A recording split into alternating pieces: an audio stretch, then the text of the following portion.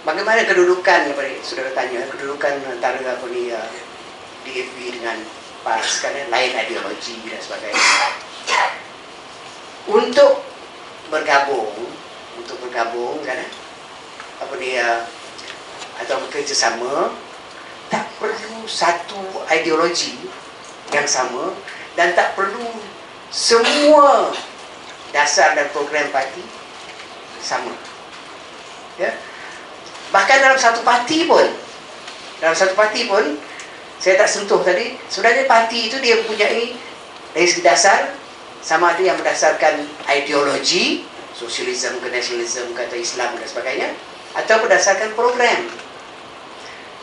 Ideologi biasanya parti yang kader tadi, dia ada ideologi dan semua anggota mesti berpegang pada ideologi itu. Tapi program, dia tak ada ideologi, tapi program adalah dasar-dasar yang disebut dalam perlembagaan dan juga dokumen-dokumen parti sebagai program parti yang harus dijalankan, dan dia sama ada mirip kepada rakyat atau mirip pada kepentingan golongan atasan. Keadilan misalnya mempunyai program yang mirip kepada rakyat. Kita tak boleh mempunyai ideologi yang satu dalam parti sekarang ini, kerana keadilan misalnya terdiri daripada sekurang-kurangnya 5 jenis orang yang asal menjadi anggotanya.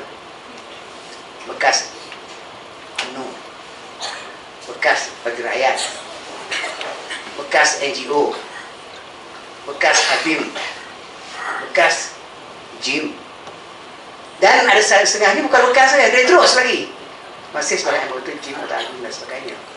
Dengan latar belakang itu, ada hal-hal yang disetujui semua orang. Nah, itu programnya. Dan dengan menyetujui program itu, mereka menjadi anggota pada satu parti. Begitu juga bila ada parti-parti yang berlainan, ada lebih persamaan atau lebih perbezaan. Kita tengok PAS, kita tengok DAP, kita tengok keadilan. Dia nak hapuskan kemiskinan tak? Sama tak? Dia menentang ISA tak masa dulu? Atau sos markah? Menentang, kan? Dia nakkan pendidikan percuma tak? Sama-sama. Jadi ada persamaan yang banyak yang membuat mereka bersama. Dan bila mereka bersama mempunyai persamaan itu, mereka buat misalnya satu muafakat, suatu perjanjian, suatu persetujuan.